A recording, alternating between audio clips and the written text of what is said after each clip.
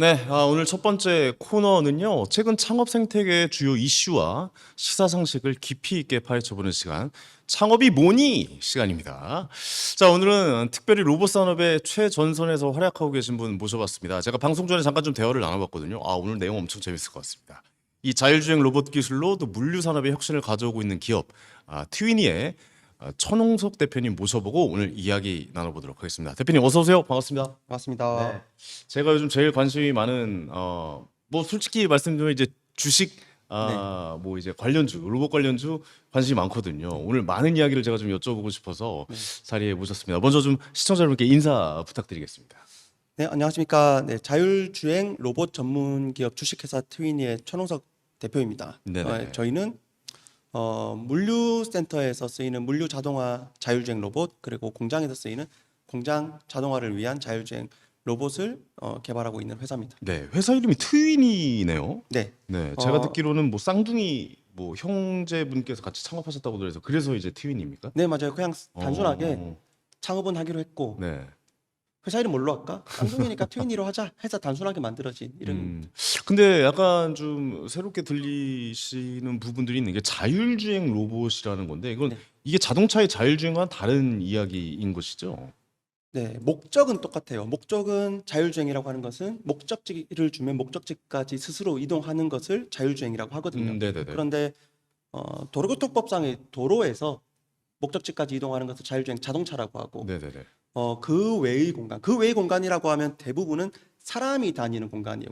공도 음, 빼고는 다 사람이 다니거든요. 네네. 사람과 공존해서 사람이 다니는 대로 목적지까지 이동하는 것을 자율주행 로봇이라고 해요. 그걸 자율주행 로봇이라고 하는. 그러니까 네. 뭐 예를 들어서 같이 뭐 같이 로봇이 같이 집안일도 도와주고 뭐 예를 들어 러닝할 때 같이 옆에서 띄워주고 이러면 그게 이제 자율주행 로봇이라고 봐야 네, 되는 거네요. 그걸 자율주행 로봇이고 지금 우리가 볼 수 있는 자율주행 로봇은 식당에서 볼 수 있는 서빙 로봇, 그게 네, 자율주행 로봇이군요. 자율주행 로봇이에요. 그리고 집에서 볼 수 있는 청소 로봇 두 음. 가지 목적이 좀 다르긴 하죠. 일반적으로는 로봇 청소기도 네, 자율주행 로봇이군요. 맞습니다. 청소하는 애는 전체 범위를 다 쓸고 다닌다는 목적이기 때문에 네. 목적지까지 가는 건 아니라서 조금 결이 다르긴 한데 서빙 로봇은 3번 테이블로 가 그건 그러면 목적지가 목적지 정확하죠. 네, 그런 식으로 가는 게 일반적인 자율주행 로봇입니다. 네네. 그럼 대표님이 지금 이제 티위니에서 하시는 일은 그런 이제 자율주행 로봇들을 네, 만들어내는 네. 일입니까? 그런 것들 중에서 저희가 주력으로 하고 있는 것은 물류센터입니다. 물류센터. 네, 그렇군요. 그러니까 물류센터에서 뭐 주문이 들어오면은 물건들을 이렇게 옮겨서 선별해서 이제 택배로 이송시키는 그 음. 작업들을 하고 있는 거죠. 우리가 이제 뭐 쿠팡이나 컬리 같은 데 주문을 하면 네네. 우리가 주문한 것을 넓은 물류센터에서 결국 누군가는 바구니에다가 그거 담아와야 그거 되잖아요. 담아야죠. 예. 네, 그거를 하는 역할을 하는 게 이제 저희 자율주행 로봇이 하고 있습니다. 그게 요즘 뭐 방송에서도 많이 나오잖아요. 뉴스 같은 데 보면 이렇게 옮겨가지고 네모난 뭔가 이렇게 통째로 이렇게 들어가지고 뭔가 전체적으로 이렇게 맞죠. 옮기고 왔다 갔다 막 이렇게 하는 네. 거. 그걸 이제 자율주행 로봇을 만들어주시는 거군요. 같은 결인데 음, 그 두 가지 로봇이 좀 다르게 불립니다. 저희가 음, 하는 로봇을 오토노머스 모바일 로봇이라고 해서 AMR이라고 줄여서 부르고 네네. 방금 말씀하셨던 바닥에 그거는 뭐가 마커 같은 것들이 막 쫙 맞아요, 바둑판 맞아요, 맞아요, 벽장으로 맞아요. 깔려 있어요. 예. 그 위에서 길대로 움직이면서 움직이는 것을 오토메이티드 가이디드 비클이라고 해서 AGV라고 부르거든요. 네. 두 가지의 큰 차이는 AGV는 위치 인식을 위해서 추가적인 장치를 이용을 한다라는 거고 음, 위치 인식을 위해서 사람처럼 아무런 장치 없이 그냥 내가 내 주변을 보고 위치 인식하는 것을 AMR 제가 말씀드리는 자율주행 로봇이라고 합니다. 네. 똑같은 목적을 위해서도 AGV가 쓰이기도 하고 AMR이 쓰이기도 해요. 그러니까 뭐 정해진 길만 가는 게 아니라 뭐 이제 원하는 방향으로 가고 네. 싶은 길로 빠른 길로도 막 가고 네네네. 뭐 자율적으로 이제 운행이 가능한 네, 운행이 가능하고 추가적인 장치가 필요 없는 추가적인 장치도 필요 없고. 예, 그게 AMR인데 네. 두 가지는 다 쓰일 수는 있지만 초기에 환경을 세팅하고 공사하고 이런 환경 설정하면서 초기에 공사 비용이나 인프라가 많이 들어가는 AGV의 단점을 좀 네. 보완을 해서 AMR이 음. 완전 자율주행으로 인프라 없이 쓰일 수 있는 장점이 있습니다. 그렇군요. 아니 근데 이 로봇에 관련해서 창업을 한다는 게 이게 보통 어려운 일이 아닌 것 같아요. 아직까지는 아무래도 우리나라가 이 로봇 관련해서 그렇게 막 선도하는 입장은 아닌 것 같은데 한국에서 이렇게 창업을 하셔서 로봇 관련 스타트업을 하신다. 네. 엄청난 이거는 부담이셨을 것 같기도 해요. 일단 우리나라가 로봇 기술력이 굉장히 뛰어난 나라 중에 하나입니다. 아, 그래요? 네, 어. 굉장히 뛰어나고 저는 뭐 창업은 하고 싶었고, 근데 왜 로봇으로 했냐면 네. 저는 그 석박사 연구를 다 로봇 관련. 로봇으로 자율주행 로봇으로 했었기 때문에 그러시군요. 예. 저에게는 사실 가장 쉬운 일이었죠. 아, 쉬워요. 예, 그리고 예. 주변의 후배들이 이제 같이 연구했던 후배들이 다 같이 음. 합류해 주면서 저에게는 되게 재밌고 쉬운 일이었습니다.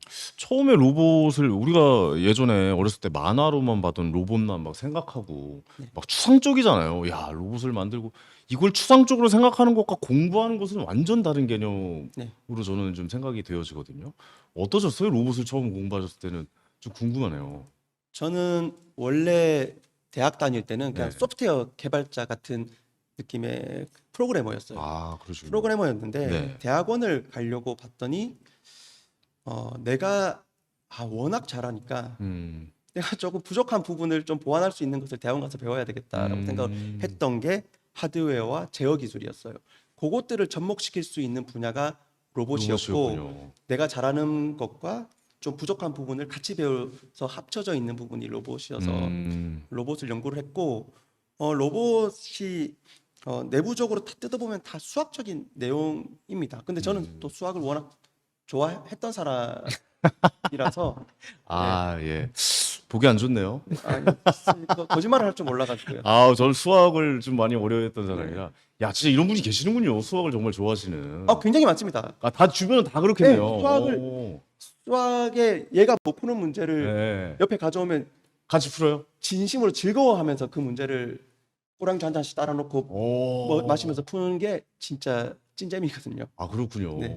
보통은 넷플릭스 보면서 이렇게 맥주 한잔 하는데 수학 문제 갖다 놓고 같이 풀면서 네. 넷플릭스 답을 보면 해결하는군요. 성취감은 없잖아요.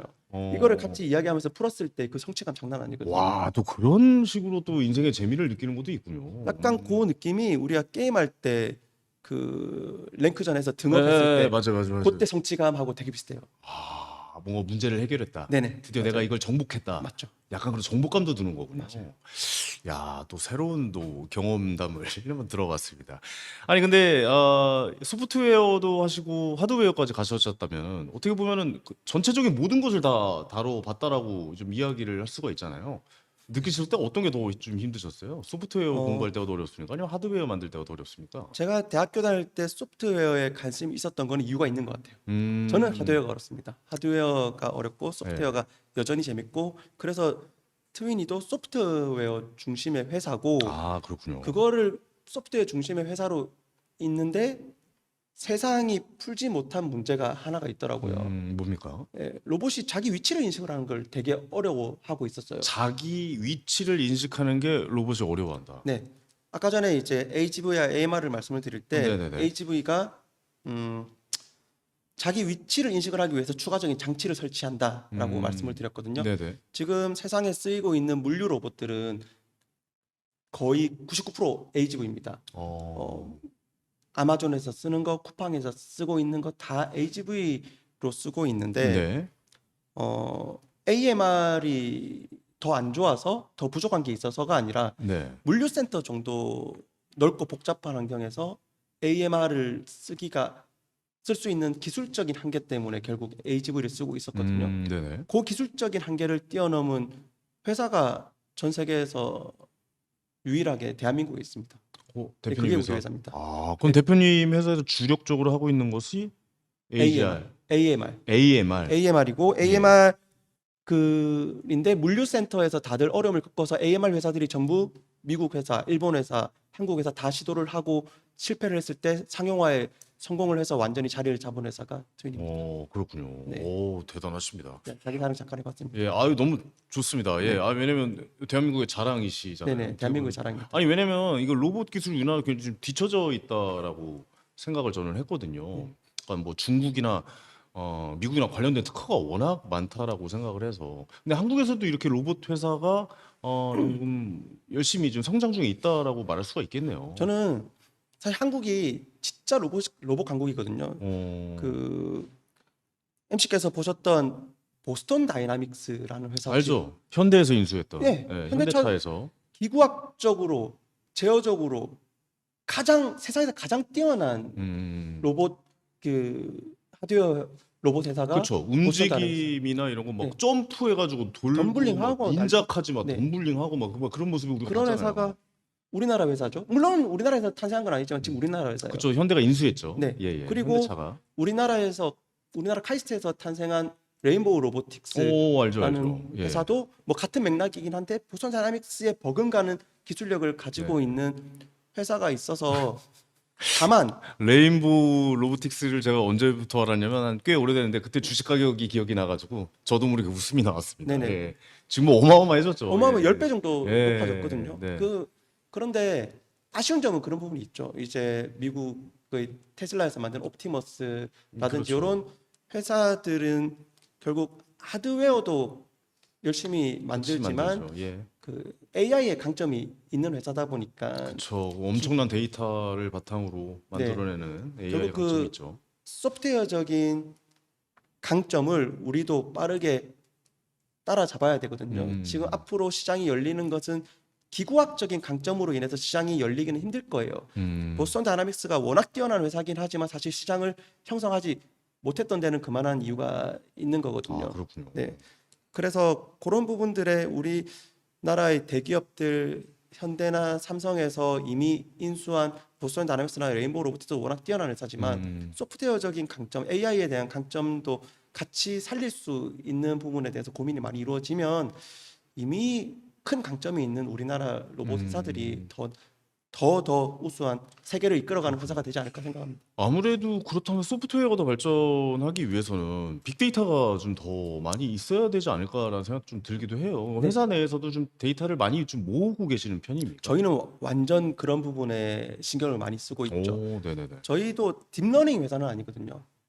저희는 기술적인 강점이 소프트웨어고 그 소프트웨어 중에서 위치를 인식을 하는 소프트웨어에 가장 강점이 있습니다. 뭐 네네네. 쉽게 말하면 로봇이 감히 구글 맵을 보면서 여기서부터 서울역까지 혼자 가라 그래도 갈 수 있는 정도의 위치 인식 능력을 가지고 있을 정도로 강한 그 강점이 가지고 있는데 그 위치를 정확하게 찾아갈 수 있어요, 로봇이. 네, 서울 한복판에 아무데나 던져놔도. 던져놔도 오. 던져놔도 지금 이 위치까지 가라 그러면 갈 수 있어요. 네네네. 그거는 실내외 할 것 없이 갈 수 있는 기술 위치 인식 능력을 가지고 있죠. 트위니는 대한민국 회사고 글로벌하게 이 정도 기술력을 가진 회사는 없어요. 다만 트위니도 AI 기반의 그 소프트웨어 기술을 가진 회사는 아닌데 네.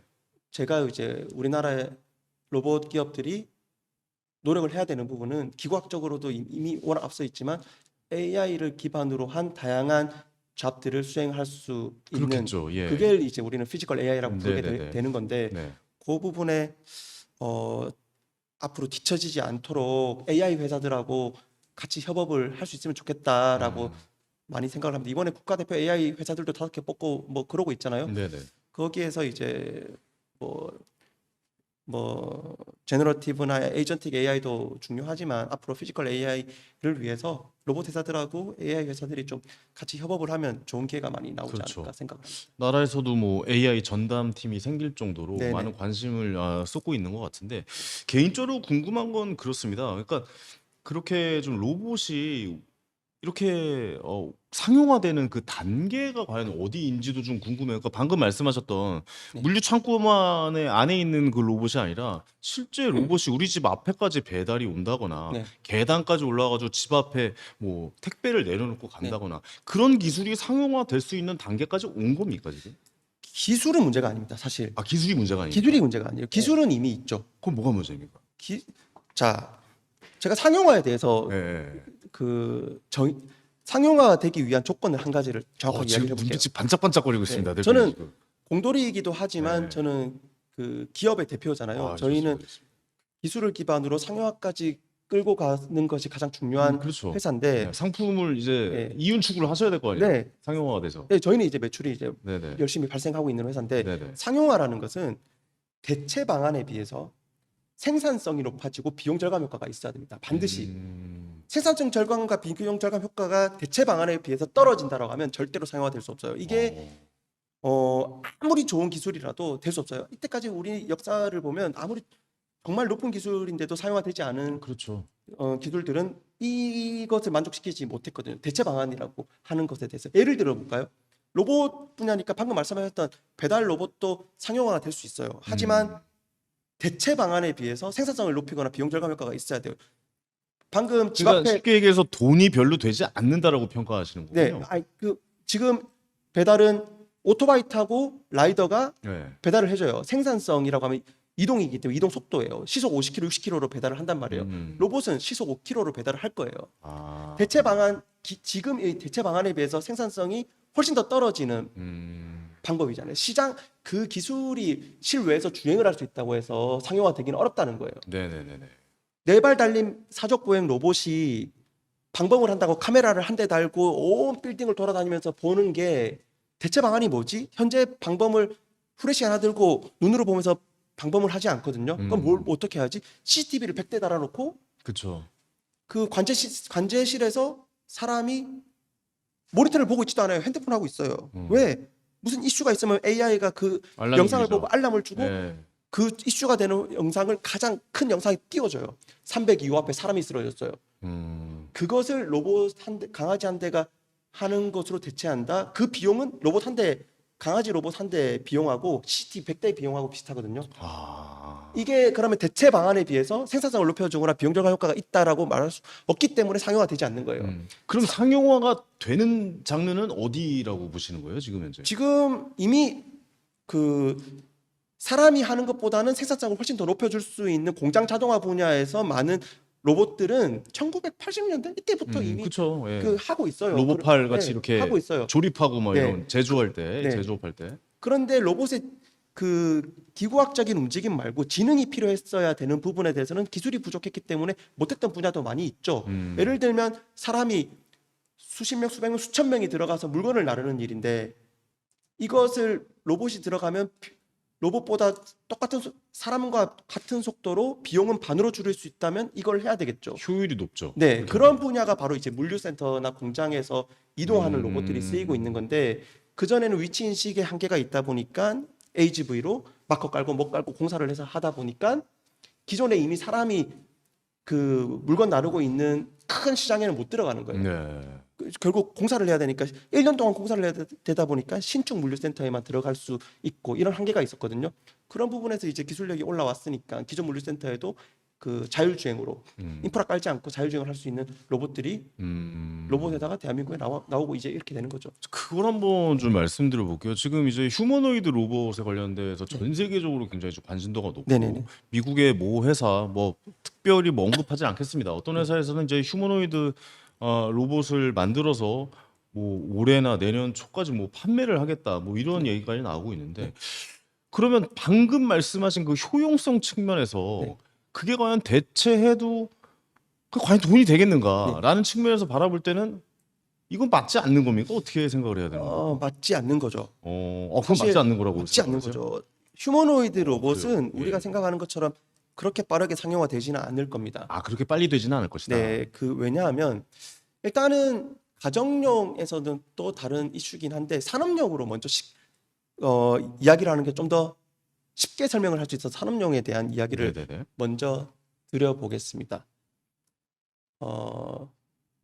휴머노이드 로봇은 일단은 가장 크게 이야기를 하면 가장 비효율적인 로봇이에요. 가장 비효율적이다. 가장 생산성이 떨어지고 가격은 비싼 비효율적인 로봇입니다. 왜요? 사람을 어떻게 따라했기 그렇게 때문인데 네. 사람은 진짜 오랫동안 진화를 해왔는데 이렇게 진화가 됐어요. 왜 사람은 이렇게 일을 잘할 수 있도록 진화가 된 거 아니야? 아니죠. 사람은 뭐든지 할 수 있게 아침에 일어나면 세수도 하고 애들 밥도 먹이고 운전해가지고 애들 학교까지 바래다주고 그 다음에 나도 데이트도 좀 하고 운동도 하고 네네. 등산도 좀 갔다가 이렇게 뭐든지 할 수 있는 형태로 진화가 되다 보니까 제너럴리스트로 진화가 된 거예요. 다르게 말하면 어떤 하나도 가장 효율적으로 하지는 못해요. 100만 원짜리 세탁기가 세탁하는 게 사람이 잘하죠. 예. 세탁하는 거에 비해서는 훨씬 더 생산성이 높다는 거예요. 그렇죠. 그러면 세탁을 하기 위해서는 사람과 비슷한 형태는 가장 비효율적인 형태일 수밖에 없어요. 그럼에도 불구하고 이게 절대로 안 될 거라는 그 대신 로봇이 세탁기 안에 빨래를 집어 넣을 수는 있잖아요. 그렇죠. 바로 네. 그 부분인데 그게 네. 이제 우리가 말하는 피지컬 AI예요. 기존에 기계를 쓰고 있지만 사람이 생각을 해야 되기 때문에 꼭 사람이 했어야 되는 일들이 있어요. 빨래로 말씀을 드리면 아이고 양말 주워 가지고 뒤집고 그쵸, 그쵸. 색깔별로 구분하고 네. 세탁기에 넣고 돌려 가지고 세탁기 돌리고 그다음 건조기에 넣고 돌리고 비싼 옷은 건조기 안 돌리고 건조대에 널고 나중에 모아서 옷을 개서 엄마 거는 엄마 서랍에 애들 거는 애들 서랍에 그렇죠. 양말은 양말 서랍에 이렇게 넣는 것은 그걸 할 수 있는 소프트웨어적인 그 생각을 해야 되는 부분에 기술이 없었기 때문에 안 되는데 이제는 그 AI가 발달을 하면서 이 일을 할 수 있게 될 거라고 기대를 할 수 있죠. 네. 그럼에도 불구하고 자, 왜 비효율적이라고 생각을 하느냐? 자, 이동에 대해서만 초점을 맞춰서 말씀을 네. 드려볼게요. 이동을 할 수 있는 방법은 되게 다양한 게 있어요. 뭐 큰 덩어리로는 이족 보행, 사족 보행, 바퀴, 뭐 그 무한궤도 뭐 이런 것들이 있는데 세 가지만 이족 보행, 사족 보행, 바퀴만 가지고 생각을 해볼게요. 로봇의 기술적으로는 이족 보행이 제일 어려워요. 사족 보행이 어렵고 뭐 바퀴는 어렵지 않아요. 그냥 전기만 가면 굴러가거든요. 그런데 로봇의 가격 측면에서 보면 바퀴 달린 로봇이 보통 한 3, 4천만 원 해요. 일반적인 가격대로 보면 뭐 사족 보행 로봇은 1억 정도 하고 이족 보행 로봇은 한 2억 정도 해요. 요즘에 중국산 로봇들 휴머노이드 로봇이 뭐 2만 달러, 3만 달러 하던데 이게 실제로 쓰이기 위해서 정도 수준으로 하다 보면 이래저래 하다 보면 또 1억 넘어가요. 가격은 비싸. 그러면 뭔가 나은 점이 있어야 되는데 적재 중량은 바퀴 달린 거는 100kg 정도 이상 뭐 톤 단위도 있지만 사족 보행 로봇은 20kg. 이족 보행 로봇은 3kg에서 5kg 정도 들면 많이 들어요.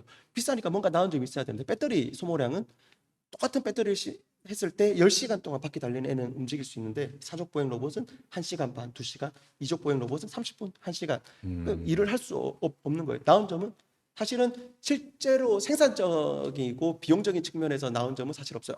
이렇게 얘기할 수 있죠. 산에 갈 수 있잖아. 사족 보행 로봇. 등산할 수 있잖아. 바퀴 달리는 거 못 하잖아. 그러면 그 시장은 얼마나 클까? 0.1%? 군사적인 목적 말고 따로 있을 수 있어. 결국 상용화 측면에서 시장 규모를 생각을 했을 때 거의 대부분의 시장은 그 용도가 필요가 없거든요. 엘리베이터 타고 다니면 되고. 그렇게 봤을 때 왜 이족 보행이라 해야 되지? 왜 또 특정 산업에서 쓰이기 위한 스페셜리스트의 로봇을 만들 때 예를 들어서 요리하는 로봇을 만들 거야. 주방에서 나는 된장찌개도 할 수 있고 떡볶이도 할 수 있고 탕수육도 튀길 수 있어. 냉장고 문도 열고 설거지도 하고 다 할 수 있어. 왜 이족 보행이라 해야 되지? 주방이 보통 3평, 4평짜리인데 그런 상황에서 그러니까 전체적으로 말씀을 좀 정리해 보면은 아직까지는 그 단계까지 그러니까 그렇게 다른 일들을 할 수 있는 뭔가의 로봇을 만들어낼 수 있지만 휴머노이드까지 굳이 만들어낼 필요는 없다라고 생각하시는 것 같은데요. 시장성이 없다. 시장성은 아직까지는 없다라고 생각하시는 완전히 것 같아요. 제너럴리스트가 필요한 네. 집에서 빨래도 하고 청소도 하고 같이 근데 어떻게 보면 그 단계 아닐까요? 먼저 그 단계를 거치고 그다음에 이제 휴머노이드의 단계로 가는 것 아닐까요? 맞죠. 그렇게 네. 단계적으로 시장에서는 근데 받아들이게 될 그렇기에는 겁니다. 시간이 너무 오래 걸릴 네. 것이다라고 생각을 하는 거죠. 맞습니다. 그래서 그 첫 번째 단계를 지금 회사 내에서 하고 계시는 거고. 뭐 저희는 네. 그 첫 번째 단계다 0.5단계 정도 되는 그렇군요. 알겠습니다. 어떠세요? 회사 운영해 보시니까 사실 로봇 회사를 운영한다는 게 저는 상상도 좀 안 가거든요. 너무 힘들 것 같다는 생각도 들고 이게 왜냐하면 새로운 길을 계속 개척해 나가셔야 되는 문제에 계속 부딪히실 것 같은데 가장 좀 힘들었던 뭐 고비가 있다거나 그런 적도 있으십니까? 뭐 힘든다는 말은 저는 일단 잘 안 하세요? 뱉어내지 않습니다. 어, 절대로 힘들다는 말은 안 하는데 네네. 제가 요 정도 상상도 못했다라고 하면 창업을 안 했겠죠. 오히려 이런 그 도전적인 과제들은 저한테는 약간 재미적인 그렇군요. 요소기도 하고 이게 도전하는 걸 지금 즐기시는군요. 즐기고요. 뭐 물론 이제 도전적인 상황들이 많이 놓이긴 합니다. 네. 금융적인 어려움도 좀 있으셨을 것 같은데. 너무 있어 왔죠. 예. 지금 저 회사는 스타트업이라고 하기는 꽤나 오래된 회사인데 결국 그 도전적인 부분들이 결국 조그만 회사가 이제 커 나갈 때는 뭐 돈 그쵸. 그리고 내가 원하는 인력 그 그게 두 제일 가지가 큰, 가장 네. 큰 문제가 되고 그럴 때마다 또 우리나라 워낙 창업하기 좋은 국가다 보니까 국가에서 다양한 지원들도 해주고 그렇습니까? 요즘에? 그럼요. 아니 원래 그랬습니다. 창업을 원하는 분들에게 마음껏 창업할 수 있게 본인이 가지고 있는 능력만 있다면 지원을 많이 해주는군요. 우리나라요? 네. 우리나라는 창업을 원하는 사람들에게는 파라다이스죠. 아, 그렇게까지 말씀해 주실 수 있나요? 네. 음. 사실 오히려 역으로 그런 제도들을 악용하는 창업자들이 문제가 되는 경우는 있지만 국가는 언제나 최선을 다하고 있다. 저는 약간 그런 식으로 뭐 예를 들어 생각하고 있습니다. 어떤 혜택과 지원들이 좀 바로 생각할 수 있을까요? 일단 첫 번째로 돈이죠. 우리나라는 그게 제일 중요하죠, 사실. 네, 예. 국가에서도 그 기술이 워낙 중요한 나라고 이런 기술적인으로 글로벌을 끌고 가야 되는 국가다 보니까 네.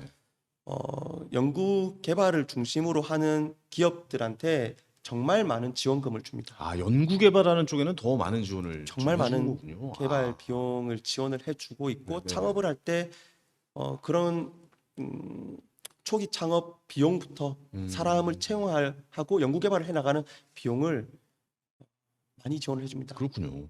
이 창업을 꿈꾸시는 분들에게 좀 많이 좀 도움됐으면 좋겠고, 그러니까 이런 것도 많이 좀 찾아봐야 우리가 또 정책을 또 이렇게 알 수가 있는 거잖아요. 그렇지 않을까요?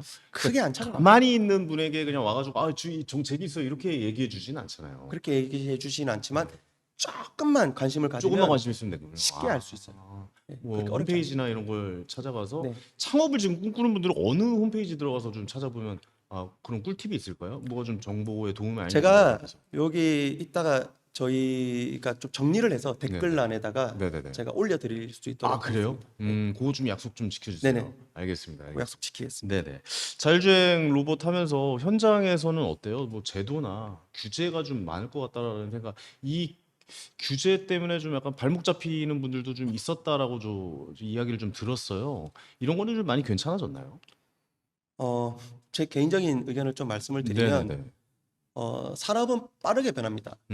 규제가 있었다라고 하는 것은 기존 산업에서 이유가 있어서 있는 규제들입니다. 네. 새로운 기술이나 새로운 산업적 트렌드를 접목시키기 위해서 네. 그 규제가 발목을 잡을 수는 있지만 기존 산업에서 새로운 산업으로 변환을 하기 위해서 이것을 극복해야 될 문제입니다. 극복해야 될 문제다. 네, 이것을 무작정 이 규제가 문제야라고 받아들이기보다는 오히려 규제가 있는 걸 조사도 안 하고 알면서도 일단은 무조건 만들고 내 제품을 만들고 나서 규제 때문에 문제라고 하는 네네. 게 저는 오히려 문제라고 생각합니다. 알겠습니다. 마지막으로 스타트업 후배들에게 꼭 해주고 싶은 조언이 있다면 짧게 한 말씀 좀 부탁드려봐도 될까요? 네, 길게 하고 싶지만 짧게만 길게 하셔도 돼요. 말씀을 드리면 네네.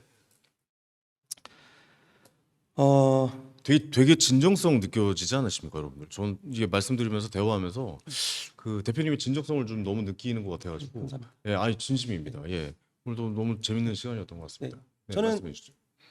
이왕 할 거면 온몸을 불살라서 제대로 했으면 좋겠습니다. 이게 창업이라고 해서 그 어려운 도전입니다. 하지만 그 길을 받아들일 각오를 하고 들어가면 되게 재미있는 일이기도 하거든요. 네네. 그래서 힘든 각오는 하고 힘든 것을 즐길 각오를 하고 뛰어들면 그 인생의 가치가 훨씬 더 커질 거라고 생각을 합니다. 네.